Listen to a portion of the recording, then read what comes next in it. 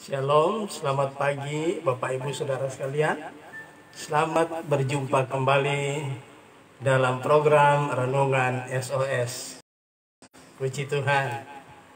Mengawali renungan kita satu di dalam doa. Bapa di surga, Bapa yang kami sembah dalam nama Yesus.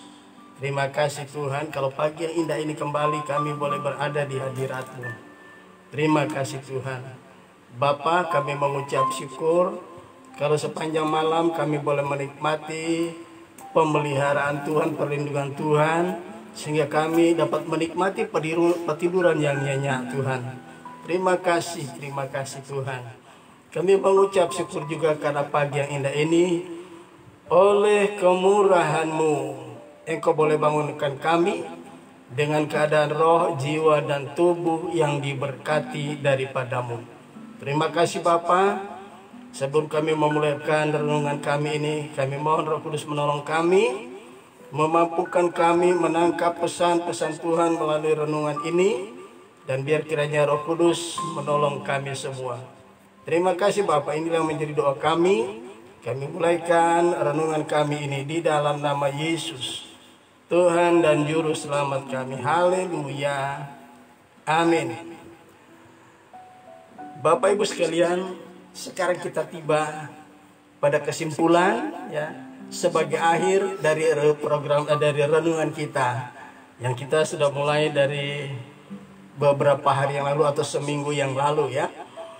Yaitu dengan satu tema utama adalah hamba yang sejati ya. Ini berarti saya akan mau mengulang kembali walaupun kesimpulan akhirnya terdapat di dalam ayat 27 dan ayat yang ke-28.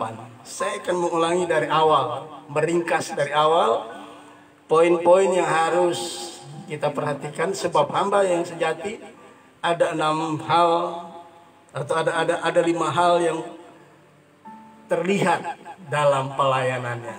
Yang pertama kita lihat di ayat yang ke-19 ya. Di ayat yang ke-19 di situ adalah ya, saya akan meringkas kembali dari awal. Di ayat yang ke-19 dan ayat yang ke-20, ini hal yang pertama yang harus dimiliki oleh seorang hamba yang sejati. Saya baca sebagai berikut. Dan inilah kesaksian Yohanes ketika orang Yahudi dari Yerusalem mengutus beberapa imam dan orang-orang Lewi orang Lewi kepadanya untuk menanyakan dia, siapakah engkau? Ya, jadi ketika dalam pelayanan Yohanes di padang gurun Yudea, pelayanan Yohanes itu menggemparkan bukan hanya Yudea, tapi sampai sekitar Yerusalem. Jadi pelayanan Yohanes Pembaptis itu menggemparkan. Maka saking gemparanya ya pelayanan daripada Yohanes Pembaptis, petinggi-petinggi agama Yahudi atau ahli-ahli Taurat dan orang Farisi yang ada berkedudukan di ibu kota Yerusalem pada waktu itu adalah mengutus para utusan. Ketika sampai kepada Yohanes Pembaptis, para utusan ini bertanya, siapakah engkau? Ya, maka ayat 20 Yohanes Pembaptis menjawab, ia mengaku dan tidak berdusta. Katanya, aku bukan Mesias. Ya. Jadi seorang hamba yang sejati harus selalu berkata benar. Ya. Pelayanannya begitu hebat, saudara ya, sehingga mendatangkan banyak orang datang di dalam pelayanannya. Bukan cuma banyak orang datang kepada pelayanan yang dilakukannya di padang gurun Yudea, juga memberi dampak yang luar biasa. Ada banyak orang yang bertobat ya. Ada 3 kelompok orang. Orang yang banyak itu terbagi dalam 3 kelompok. Ya. Bukan berarti ini bagian A, bagian B, bagian C, tapi Alkitab menyatakan pelayanan Yohanes Pembaptis itu mendatangkan dampak yang luar biasa. Banyak orang datang. Dan orang banyak itu terbagi dalam 3 bagian. Yang pertama orang banyak ya. Yang kedua ada pemungut cukai. Yang ketiga ada prajurit Romawi yang tidak mengenal Tuhan. mereka menjadi percaya kepada Tuhan. Itu yang pertama. Jadi seorang hamba ya harus selalu berkata benar. Ya, di ayat 20 dikatakan ia mengaku dan tidak berdusta. Jadi seorang hamba sejati harus selalu berkata benar, menjawab setiap pertanyaan dengan benar, ya. Itu yang pertama. Jadi seorang hamba itu harus selalu berkata benar. Kemudian ayat yang ke-20 kemudian di ayat yang ke-21 ya. Ayat 21 demikian bunyi firman. Ini pertanyaan yang kedua ya terhadap Yohanes Pembaptis, ayat 21. Lalu mereka bertanya kepadanya, kalau begitu siapakah engkau? Ya.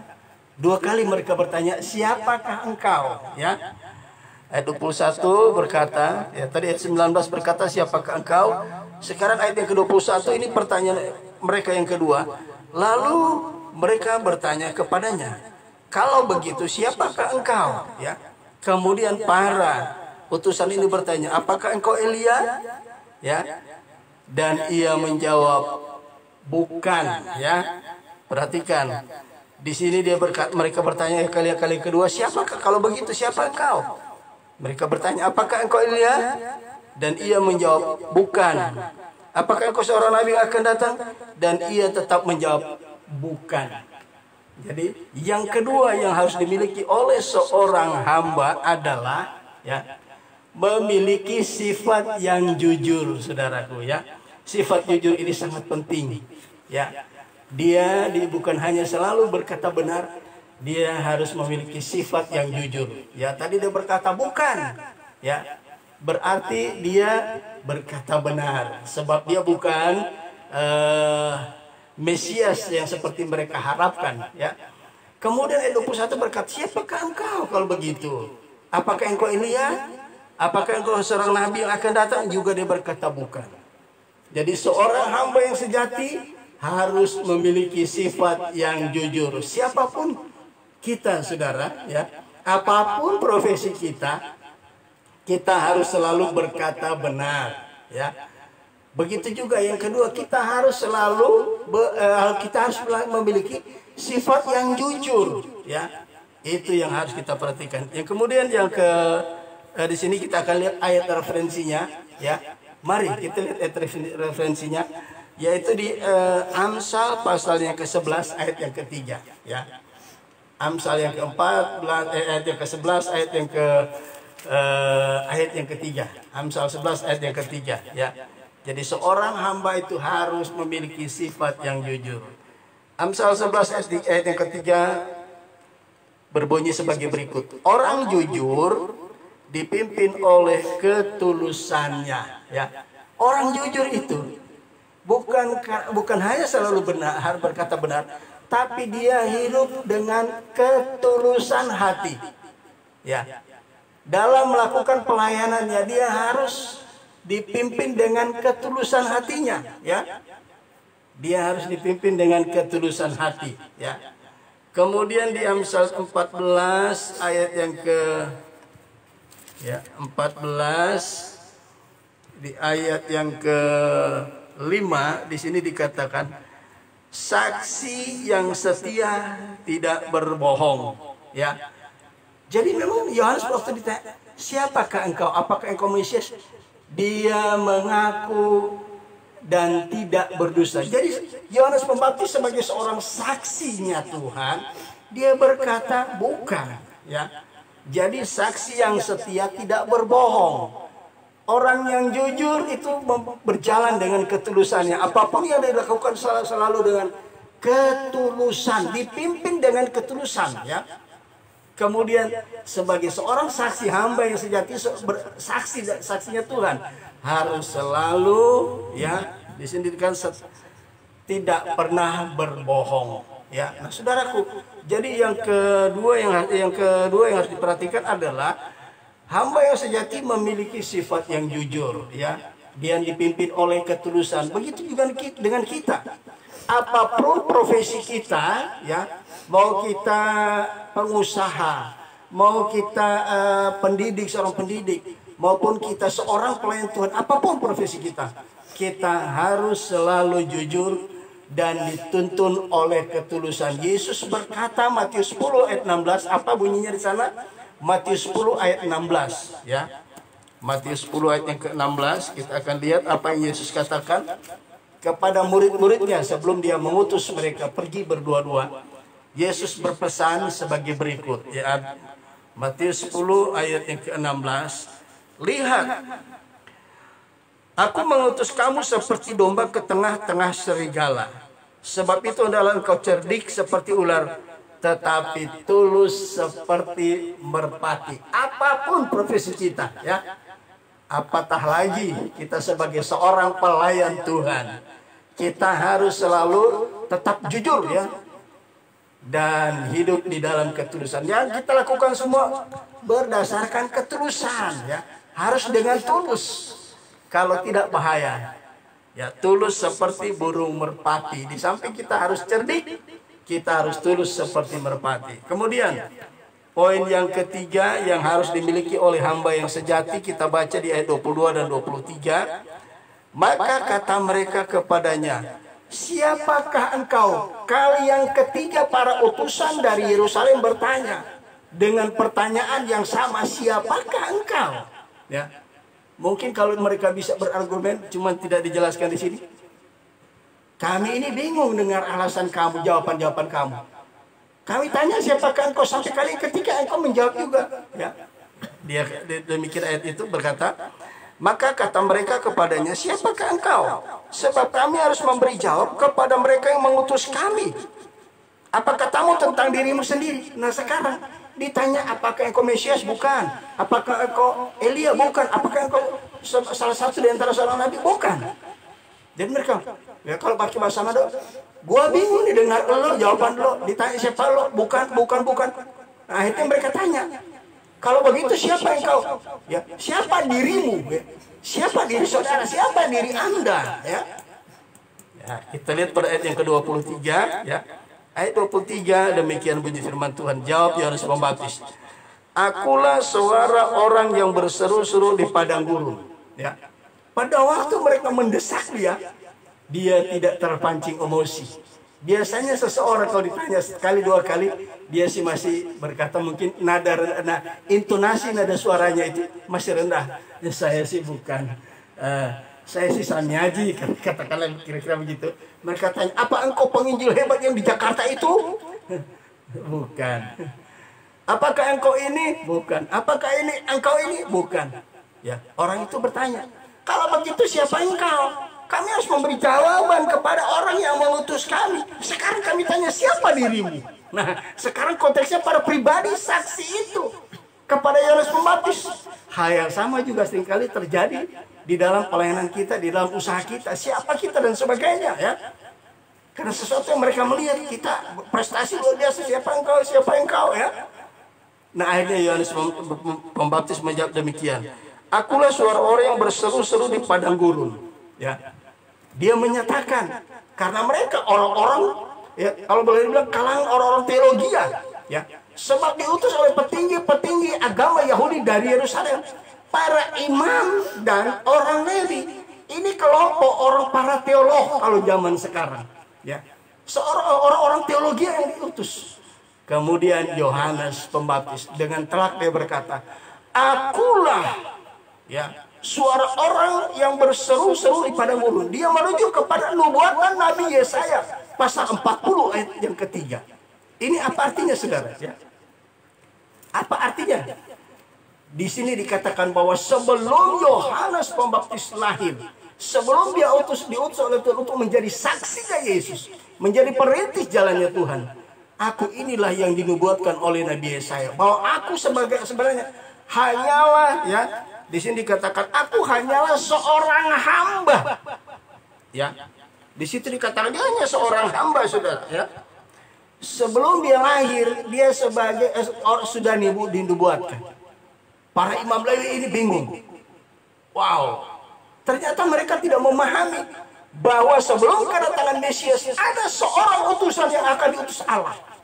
Yaitu di dalam Nabi Yesaya, di dalam Nabi Meleaki pasal 4 di sana diceritakan Ya akan datang bahwa Nabi Elia akan datang untuk mentobatkan bapak-bapak dan anak-anak. Ya, mari kita lihat Maleakhi pasal 4 ya. Maleakhi pasal 4 ini korelasinya dengan hal ini ya.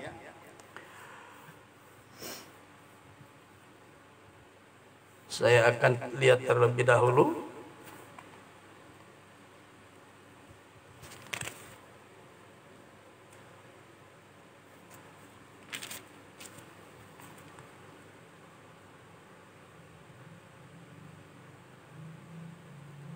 Oh, rupanya saya iya. Maleakhi pasal yang keempat, ayat yang kelima dan ayat yang keenam. Ini korelasinya dengan Yesaya 40 ayat yang ketiga. Waktu mereka bertanya, para utusan dari Yerusalem, ya, dari petinggi-petinggi agama Yahudi yang ada di Yerusalem, utusan ini bertanya, kalau begitu siapa dirimu? Ya, Yohanes Pembaptis merujuk kepada nubuatan Nabi Yesaya. Ya, akulah suara orang yang berseru-seru di padang gurun. Ya. Kemudian hal ini dikonfirmasi lagi oleh Nabi Maleakhi pasal 4 ayat yang kelima dan ayat yang keenam. Demikian bunyi firman Allah. Sesungguhnya aku akan mengutus seorang nabi, aku akan mengutus Nabi Elia kepadamu menjelang datangnya hari Tuhan yang besar dan dahsyat itu. Maka ia akan membuat hati bapak-bapak berbalik kepada anak-anaknya dan hati anak-anaknya kepada bapak-bapaknya, supaya jangan aku datang memukul bumi sehingga musnah.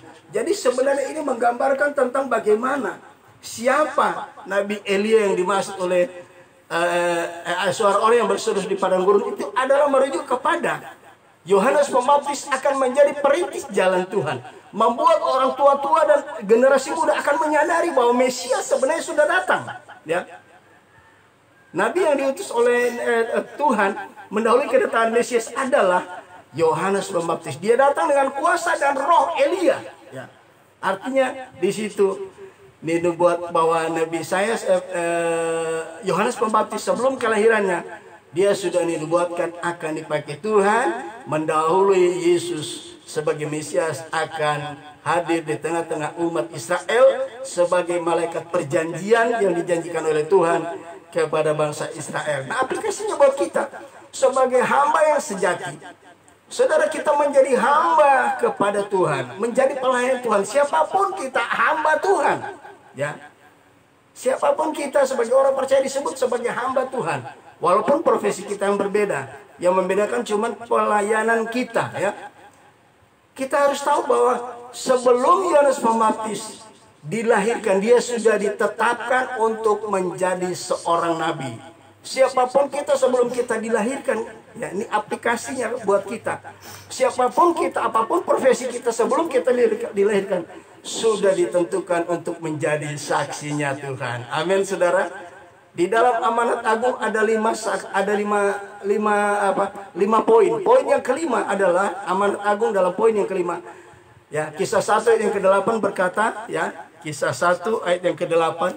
Ini adalah poin yang kelima dari amanat agung, ya. Poin yang kelima dari amanat agung, Kisah 1 ayat yang ke-8. Kita akan lihat ayat itu. Kisah Rasul pasal yang pertama ayat yang ke-8. Sebelum Yesus naik ke surga, dia katakan sebagai berikut, ya. Tetapi kamu akan menerima kuasa kalau Roh Kudus turun ke atas kamu. Dan kamu akan menjadi saksiku di Yerusalem dan di seluruh Yudea dan Samaria dan sampai ke ujung bumi. Saudara, siapapun kita sebelum kita dilahirkan, kita sebenarnya sudah, ya, kita sebenarnya sudah dinubuatkan. Saudaraku, kita sudah ditetapkan sebelum kita lahir, kita akan menjadi saksi-saksinya Tuhan dengan kuasa Allah, ya. Kisah 1 ayat 8 membuktikan bahwa amanat agung yang terakhir, yang kelima, yang harus dilanjutkan, dijalankan, ya, oleh saksi yang sejati adalah menjadi saksi. Oleh hamba yang sejati adalah menjadi saksi. Kemudian kita buka Lukas pasal 10 ayat yang ke-17, ya. Ini hal ketiga yang harus dimiliki oleh hamba yang sejati. Ya, Lukas 17 ayat yang ke-10. Ya, silakan. Lukas 17 ayat yang ke-10. Tadi bilangnya Lukas 10. Lukas 17 ayat yang ke-10 kita lihat. Ini yang ketiga yang harus dimiliki oleh seorang hamba yang sejati. Lukas 10 ayat 17 demikian bunyi firman. 17 ayat 10 apa Lukas 10 ayat 17? Lukas 17 ayat yang ke-10 berbunyi, ini Yesus katakan ini dari ayat yang ke-7 sampai ayat yang ke-10, tapi saya akan baca ayat yang ke-10. Yesus mengajarkan kepada murid-murid, ya. Yesus berpesan kepada murid-murid. Ini kepada 70 murid, ya. Demikian jugalah kamu. Apabila kamu telah melakukan segala sesuatu yang ditugaskan kepada kamu, hendaklah kamu berkata, kami adalah hamba-hamba yang tidak berguna, ya. Kami hanya melakukan apa yang kami harus lakukan, ya. Dari dua pernyataan ini, ya, para utusan itu bertanya, kalau begitu siapa engkau, siapa dirimu? Dia katakan, sebelum aku ada, Nabi Yesaya sudah menubuatkan bahwa akulah suara orang yang berseru-seru di padang. Ya, kemudian dikatakan, ya, kemudian dikatakan adalah ya ayat yang ke-23 tadi, jawabnya, akulah suara orang yang berseru-seru di padang gurun, luruskanlah jalan Tuhan, seperti yang telah dikatakan Nabi Yesaya. Yohanes Pembaptis menyadari dia hanya sebagai seorang hamba. Ya, jadi seorang hamba harus memiliki sifat rendah hati. Yang pertama adalah selalu berkata benar. Ya. Yang kedua adalah selalu berkata jujur. Ya. Yang ketiga, seorang hamba yang sejati harus memiliki kerendahan hati.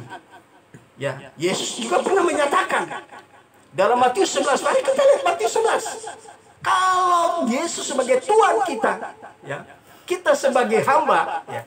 Kalau Yesus sebagai guru, kita sebagai murid, apa kata Yesus dalam Matius 11 ayat 29? Ya. Matius 11 ayat yang ke-29.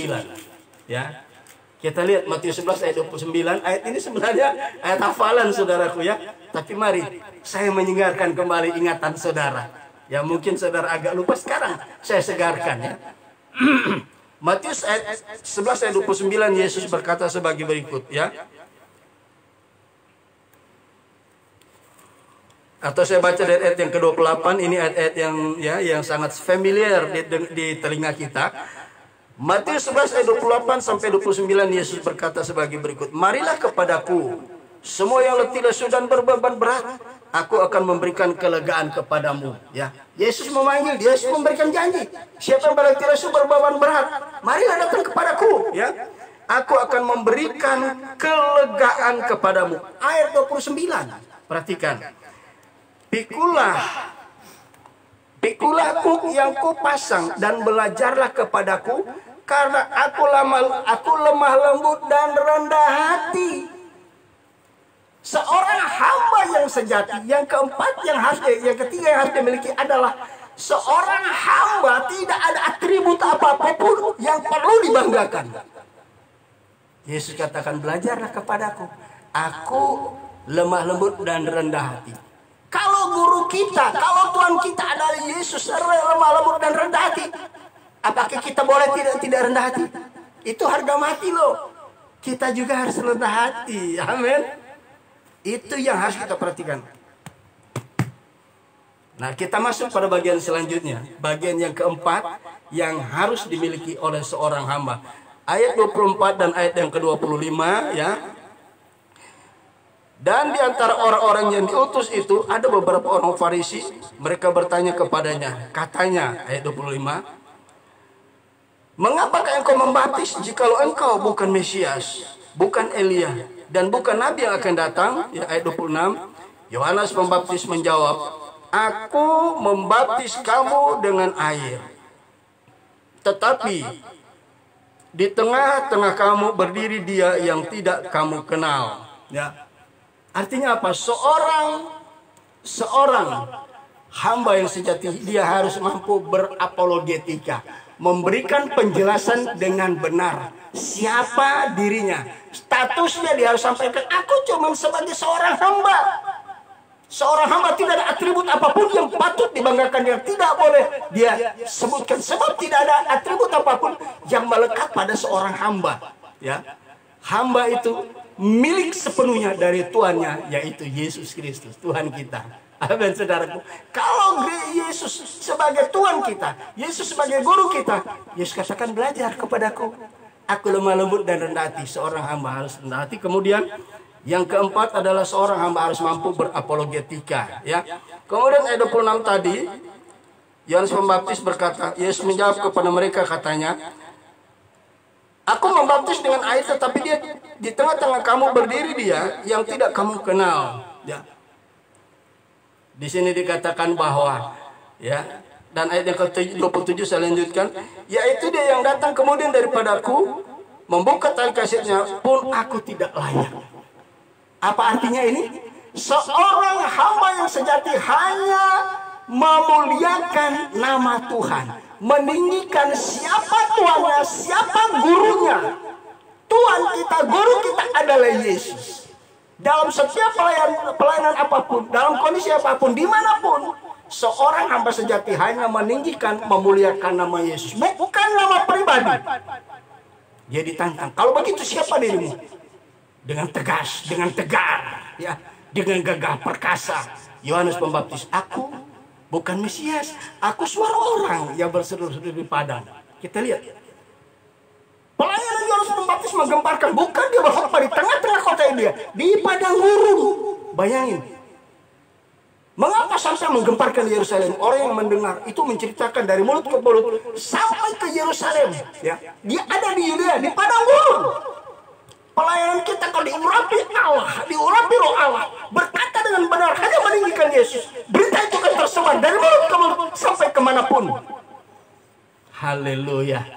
Saudaraku, kita harus menjadi hamba yang sejati. Yang terakhir, ya, yang terakhir, ya, ayat yang ke-28, hal itu terjadi di Betania yang di seberang sungai Yordan, di mana Yohanes membaptis orang. Saudara, kalau hal-hal ini terjadi pada Yohanes Pembaptis di masa lampau, hal-hal yang sama ini juga akan terjadi di masa kita. Ya, ayat 28 berkata, hal itu terjadi di Betania, tetapi tidak mustahil, dan memang hal ini terjadi dimanapun kita berada, bisa terjadi hal seperti ini. Maka kita harus menjadi seperti hamba yang sejati. Amin, saudaraku. Puji Tuhan, mengakhiri renungan kita hari ini. Kita dengarkan dulu satu pujian bagi Tuhan. Haleluya.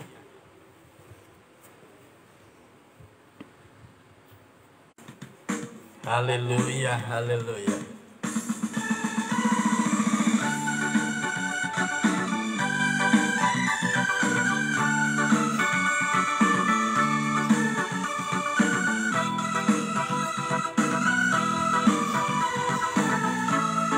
Haleluya, haleluya.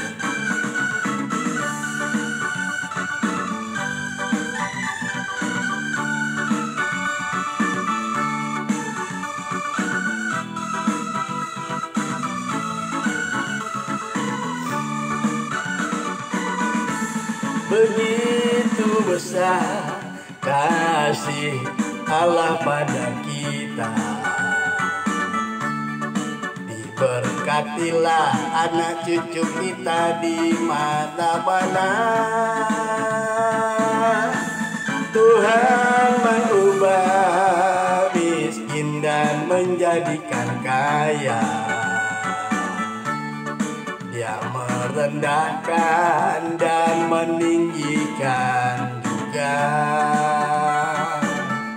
Berbahagialah bagi orang yang percaya. Anak cucunya pasti tidak akan meminta-minta, karena Allah menggenapi firman-Nya. Tiada yang mustahil bagi orang percaya. Haleluya. Haleluya. Saudaraku, renungan kita sudah berakhir pagi ini. Besok kita melanjutkan dengan renungan judul yang berbeda.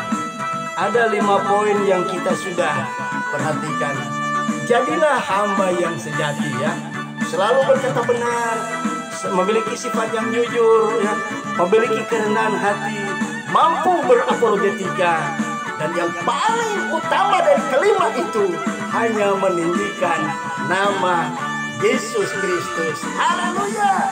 Begitu besar kasih Allah pada kita. Diberkatilah anak cucu kita di mana-mana. Tuhan mengubah miskin dan menjadikan kaya. Dia merendahkan dan meninggikan juga. Berbahagialah bagi orang yang percaya. Anak cucunya pasti tidak akan meminta-minta, karena Allah menggenapi firman-Nya. Tiada yang mustahil bagi orang percaya. Haleluya. Berbahagialah bagi orang yang percaya. Anak cucunya pasti tidak akan meminta-minta, karena Allah menggenapi firman-Nya. Tiada yang mustahil bagi orang percaya. Tiada yang mustahil bagi orang percaya. Haleluya, haleluya. Puji Tuhan. Kita satu di dalam doa. Bapa di surga, Bapa yang kami sembah dalam nama Yesus, kami mengucap syukur Tuhan di pagi yang indah ini. Kami sudah menyelesaikan renungan dengan tema hamba yang sejati. Bapa di surga, kami percaya kami mampu menjadi hamba yang sejati, sebab Tuhan memberikan kami seorang penolong, yaitu Roh Kudus. Bapa, mari Roh Kudus menolong kami, memeteraikan kebenaran yang kami sudah dengar di dalam hati kami, dan memampukan kami menjadi hamba yang setia bagi Tuhan. Terima kasih Bapa, di dalam berkat nama Yesus, Tuhan dan Raja kami, kami sudah berdoa dan mengucap syukur kepadamu. Haleluya, haleluya. Amin. Puji Tuhan. Tuhan Yesus memberkati kita sekalian. Sampai jumpa besok pagi. Shalom.